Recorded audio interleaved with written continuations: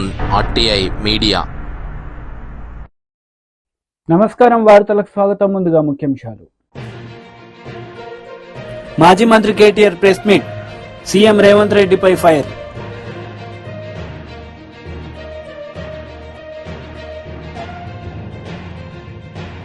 Janasena leader Nadendla Manohar press meet, పలు అంశాలపై వివరణ. మాజీ మంత్రి కేటీఆర్ మీడియా సమావేశం నిర్వహించారు. ఈ సందర్భంగా పలు అంశాలపై ఆయన మాట్లాడారు. అవేదో ఆక్రమణల కింద చిత్రీకరించి దయా దాక్షిణ్యం లేకుండా ఉదయం 3 గంటలకి నోటీసు లేదు, కనీసం పేదవాళ్ళనే సోయి లేదు, ఆ పేదవాళ్ళ పిల్లలు అక్కడ చదువుకుంటున్నారనే జ్ఞానం లేదు, వాళ్ళంతా దివ్యాంగులనే ఇంగిత జ్ఞానం కూడా లేదు. కనీసం ఇంత కుసంస్కారంగా బుల్డోజర్లను ఇంటి మీదకి పంపి వాళ్ళందరినీ పొద్దున 3 గంటలకు వచ్చి నిర్దాక్షిణ్యంగా 29 ఆగస్టు నాడు కొట్టిపారేసినారు. 75 ఇండ్లు నేలమట్టం చేసినారు. నేను రేవంత్ రెడ్డి గారిని అడుగుతా ఉన్నా, పదే పదే చెప్తుంటావు పాలమూరు బిడ్డను, నేను మీ పాలమూరు బిడ్డల ఆశీర్వాదంతోనే ముఖ్యమంత్రి అయినాను అని చెప్తా ఉంటావు. ఎందుకు నువ్వు ముఖ్యమంత్రి అయింది? పేద ప్రజల కడుపు కొట్టనికా? పేద ప్రజలు మీ కాంగ్రెస్ ప్రభుత్వమే ఇచ్చిన పట్టాలలో ఇండ్లు కట్టుకుంటే వాటిని కూలగొట్టనికా? ఈరోజు నేను అడుగుతా ఉన్నా ఈ ప్రభుత్వాన్ని, ఒక్క కారణం చెప్పగలుగుతారా ఫలానా కారణంతోనే అక్కడ కూలగొట్టినామని? నిజానికి చిత్తశుద్ధి ఉన్న ప్రభుత్వం అయితే గతంలో కేసీఆర్ గారి ప్రభుత్వం చేసినట్టుగా పేదలు బీదలు ఉంటే వాళ్ళు గనక ఎక్కడైనా గవర్నమెంట్ స్థలంలో ఇల్లు కట్టుకుంటే జీవో నంబర్ 58, 59 కింద ఆనాడు రెగ్యులరైజ్ చేసిన ఘనత కేసీఆర్ గారి ప్రభుత్వాన్ని. అక్కడ ఎవరైనా తెలియక కట్టుకుంటే పేదవాళ్ళు కదా, ఒక గుంటెడు జాగా కంటే తక్కువ ఉంటే వాళ్ళకే లీగలైజ్ చేయండి, రెగ్యులరైజ్ చేయండి అని చెప్పి లక్షల పట్టాలు జీవో నంబర్ 58 కింద పేదవాళ్ళకు అందజేసినాం. 59 కింద 120 గజాల కంటే ఎక్కువ ఉంటే నామమాత్రం ఫీజు, ఒక 10% ఫీజు పెట్టి మార్కెట్ వాల్యూలో వాళ్ళకు కూడా రెగ్యులరైజ్ చేసినాం. ఇది సంస్కారవంతమైన ప్రభుత్వం చేయాల్సిన పని. కానీ నీ ప్రభుత్వం ఏం చేస్తుంది? రోడ్డు మీద దివ్యాంగులను పడేసి, వాళ్ళు పాపం కళ్ళు లేని వాళ్ళు, కాళ్ళు లేని వాళ్ళు, చెయ్యి లేని వాళ్ళు, వాళ్లను గోసబుచ్చుకుంటే వాళ్ళ పిల్లలు రోడ్డు మీద పడితే, బడికి పోయే పిల్లలు పుస్తకాలు కొట్టుకపోతే మా శ్రీనివాస్ గౌడ్ గారు పాపం 10 రోజుల పాటు వాళ్ళకు అండగా ఉన్నాడు, వాళ్ళకు భోజనం పెట్టినాడు, వాళ్ళను శిబిరానికి తరలించి ఆదుకునే ప్రయత్నం చేసినాడు. నేను రాష్ట్ర ప్రభుత్వాన్ని, ముఖ్యంగా రేవంత్ రెడ్డి గారిని పాలమూరు బిడ్డ అని చెప్పుకునే రేవంత్ రెడ్డి గారిని అడుగుతా ఉన్నా, నీకు గనక నిజంగా సంస్కారం ఉంటే, నీకు కనీసం పేదల పట్ల ప్రేమ ఉంటే వెంటనే ఆ 75 మందికి వెంటనే తక్షణమే డబుల్ బెడ్రూమ్ ఇండ్లు కేటాయించి ఉన్నాయి. మహబూబ్నగర్లో మేము కట్టినే ఇంకా ఇయ్యని ఇంకో ఈజీగా ఇంకో 200-300 వెళ్తాయి. వెంటనే కేటాయించు, వాటిలోకి వాళ్ళని తరలించు. ఇది నెంబర్ 1 డిమాండ్.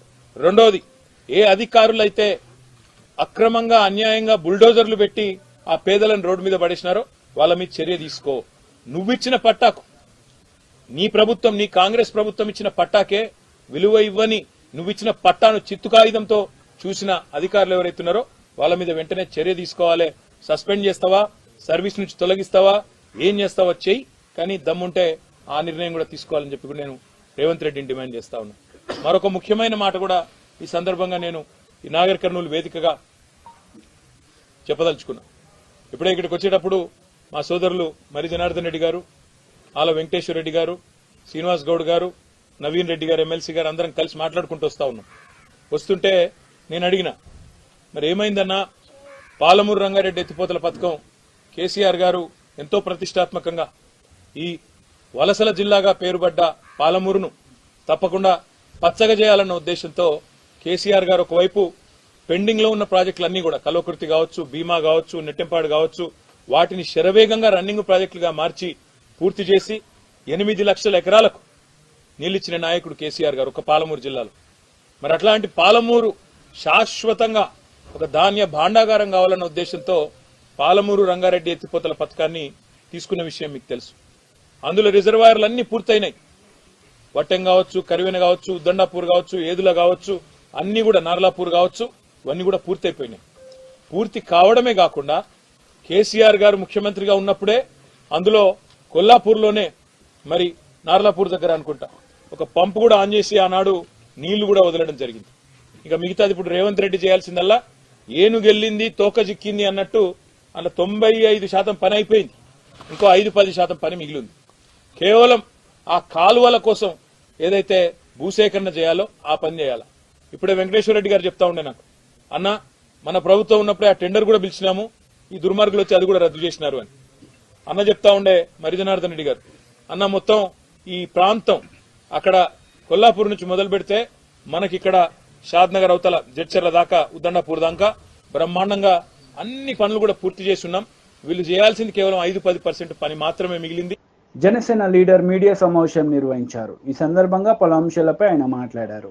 బాలరాజ్పల్లి రీచ్ దగ్గర జరిగిన ఒక సంఘటన మీకు చెప్తున్నాను. రాయచోటి నుంచి రాజంపేటకు వచ్చే రహదారిలో బాలరాజ్పల్లి అనే ఒక విలేజ్ దగ్గర ఒక బ్రిడ్జ్ ఉంది. రిజర్వ్ ఫారెస్ట్ ఏరియాలో ఒక కొండ తవ్వకం జరిగింది. అది ఎందుకోసం అంటే చెయ్యూరు రివర్ లో ఒక రోడ్డు మార్గం వేసుకోవడానికి, అక్రమంగా చేసే ఇసుక రవాణా చేసుకోవడానికి వారు వేసుకునే రోడ్డు కోసము రిజర్వ్ ఫారెస్ట్ ఏరియాలో ఒక గ్రావెల్ కొండని తవ్వడం జరిగింది. దీని మీద అర్జీ ఇవ్వడానికి మన డిఎఫ్ఓ గారు, రాజంపేట అన్నమయ్య జిల్లా డిఎఫ్ఓ గారు ఈ వివేక్ కుమార్ గారి దగ్గరికి వెళ్ళడం జరిగింది. ఆయన అర్జీ తీసుకునేది పక్కన పెట్టి చాలా దుర్భాషలాడి వికృతంగా ఆయన ప్రవర్తించి తప్పుగా మాతో బిహేవ్ చేశారు. అది జనసేన పార్టీ తరఫున నేను ఇన్ఛార్జ్ గా, అలానే నాతో పాటు మండల అధ్యక్షులు, అలానే మా నాయకులు ఉన్నారు. వాళ్ళ ముందర మాతో చాలా వల్గర్ గా బిహేవ్ చేశారు.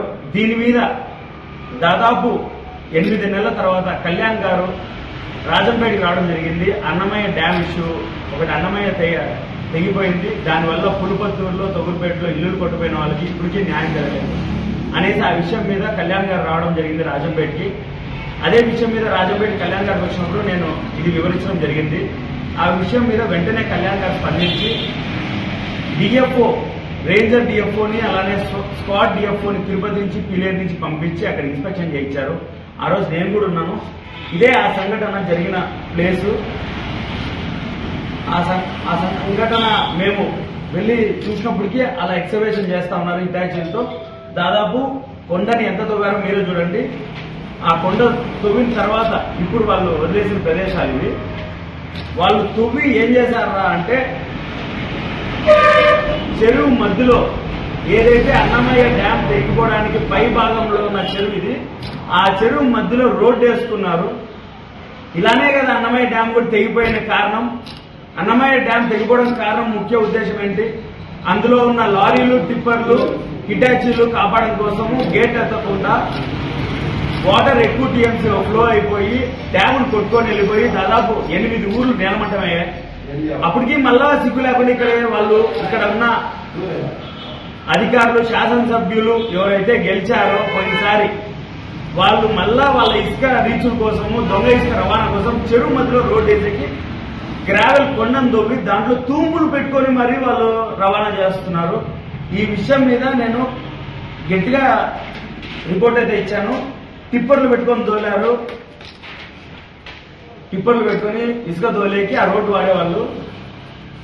ఇదే విషయం మీద వివేక్ గారి దగ్గరికి వెళ్తే వాళ్ళు రియాక్ట్ అయిన పద్ధతి ఇది.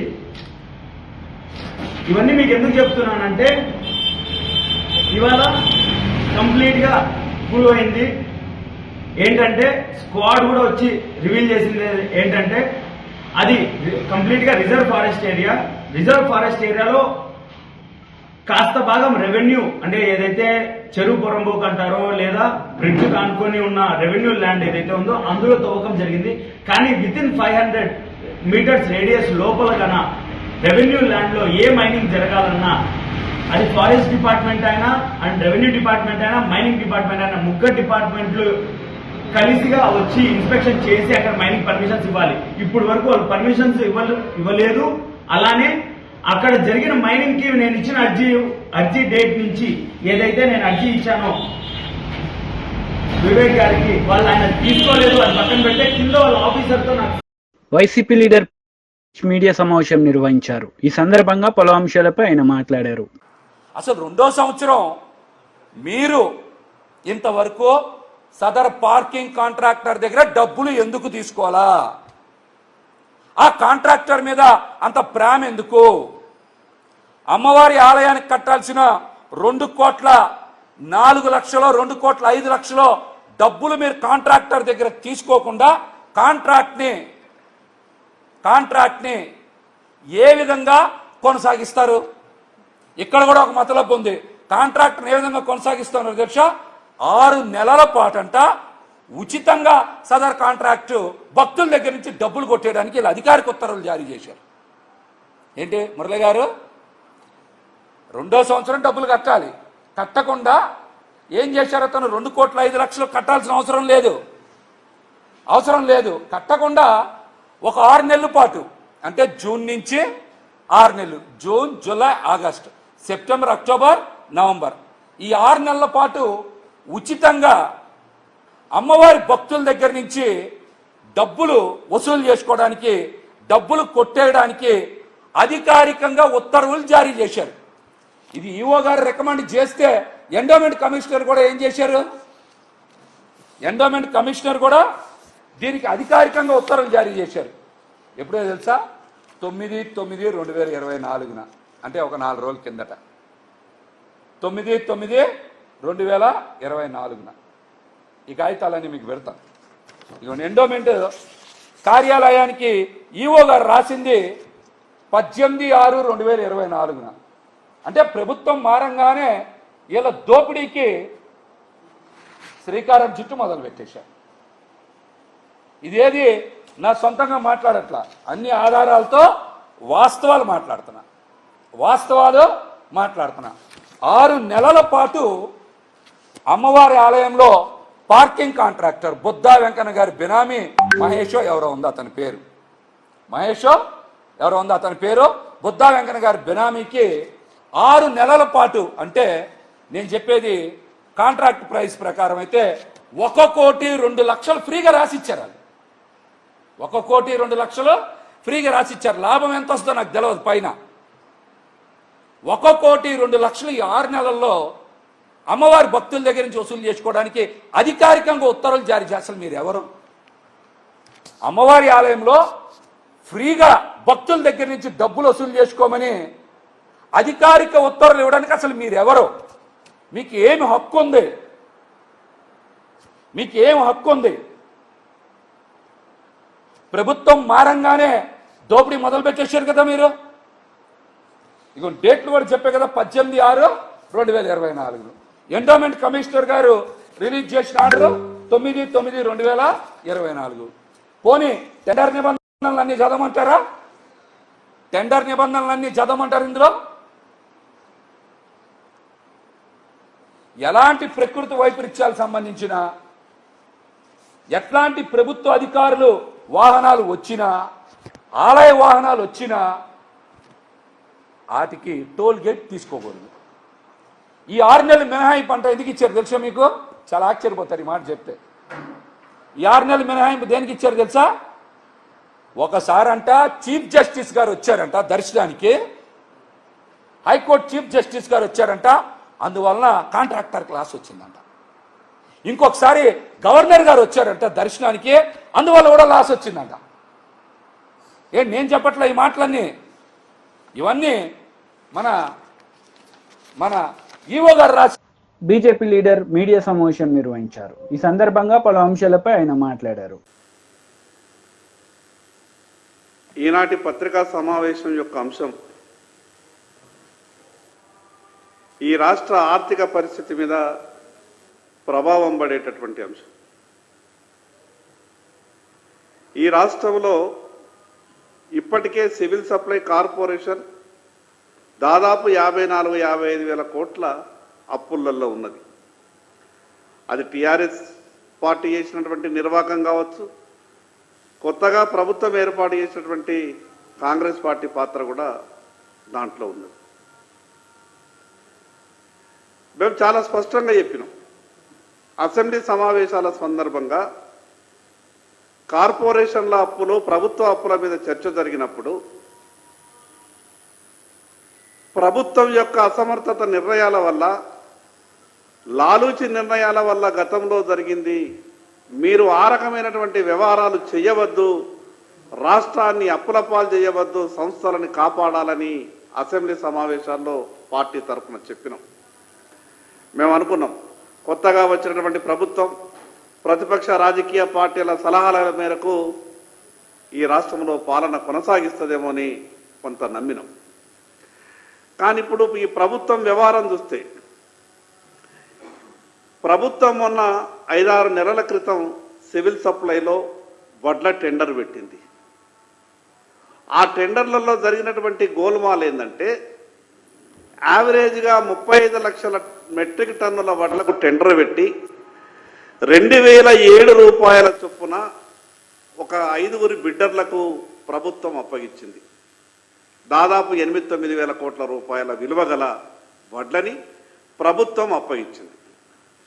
దాంట్లో కండిషన్ ఏంటంటే ఈ రాష్ట్రంలో ఉన్నటువంటి మిల్లర్ల దగ్గర ఎన్ని వడ్లయితే 35 లక్షల మెట్రిక్ టన్నుల వడ్లని ప్రభుత్వానికి 2007 రూపాయల చొప్పున జమ చేసి తద్వారా మార్కెట్ ఫీజు కూడా కట్టి రాష్ట్ర ఖజానాకు ఆ డబ్బంతా జమ చేస్తామని టెండర్లో పాల్గొన్నటువంటి 5 బిడ్డర్లు టెండర్ దక్కించుకున్నారు. టెండర్ దక్కించుకున్నటువంటి బిడ్డర్లు ఏం చేయాలా? 20,70 రూపాయల చొప్పున ఒక్క మెట్రిక్ టన్నుకు ప్రభుత్వానికి చెల్లించి మిల్లర్ల దగ్గర స్టాక్ ఉన్నటువంటి వడ్లని వాళ్ళు లిఫ్ట్ చేయాలి. కానీ జరుగుతున్నది ఏంటిది?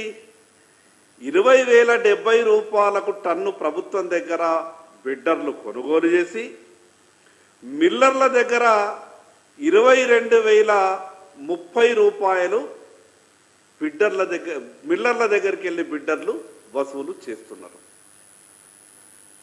దీంట్లో 227 రూపాయలు మిల్లర్ల దగ్గరికి బిడ్డర్కు ఏదైతే డబ్బు జమైతా ఉన్నదో 227 రూపాయలు క్వింటాలుకు టన్నుకు 2,070 రూపాయలు, టన్నుకు 2,230 రూపాయలు. ఈ డబ్బు ఎవరి ఖాతాల్లోకి పోతున్నది? ఈ డబ్బు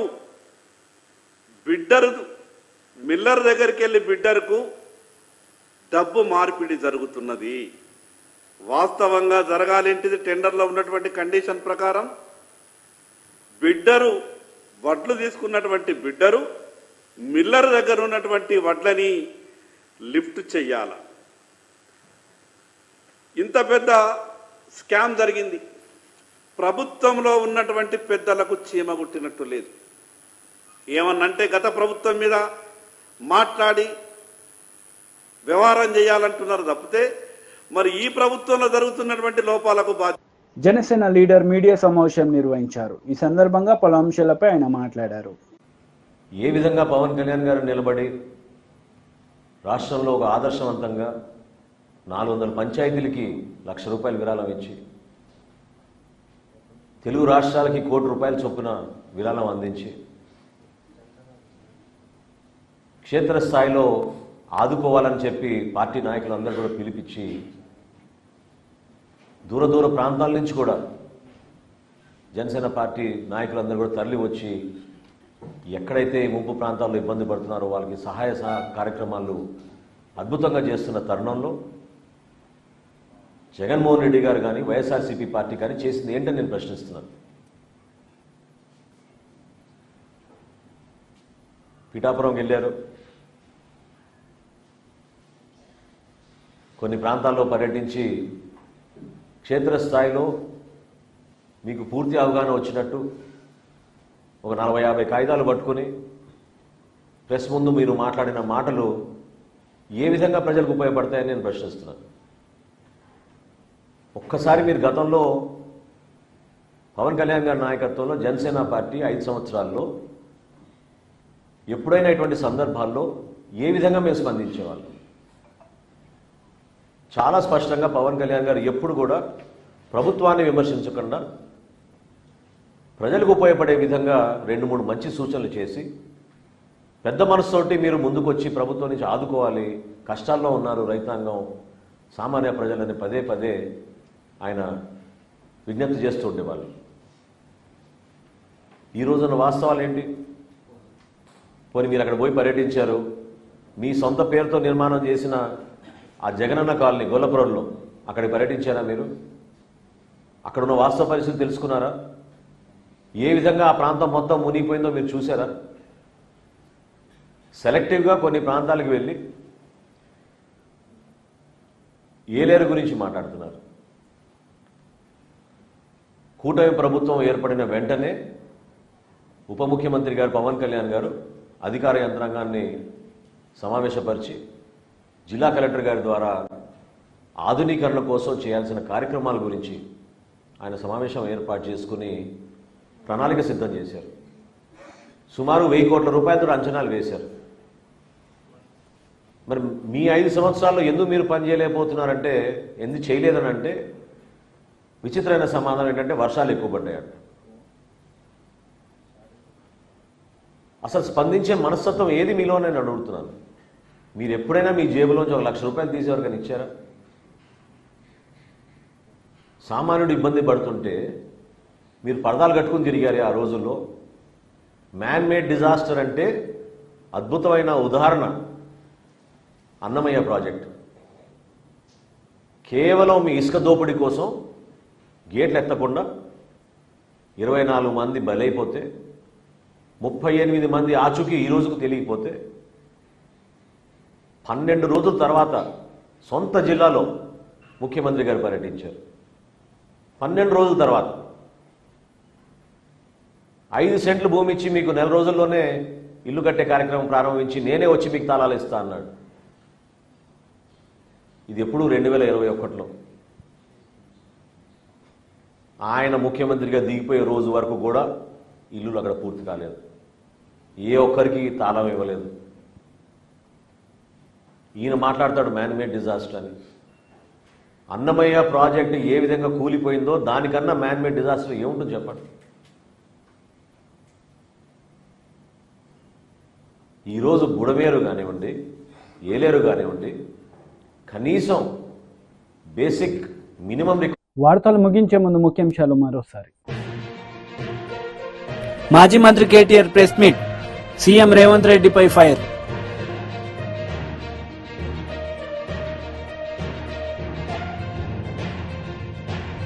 Janasena leader Nadendla Manohar press meet, పలు అంశాలపై వివరణ. ఈ వార్తలు ఇంతటితో సమాప్తం. తిరిగి ప్రసారమయ్యే వార్తలు మళ్ళీ కలుద్దాం. అంతవరకు సెలవు. నమస్తే.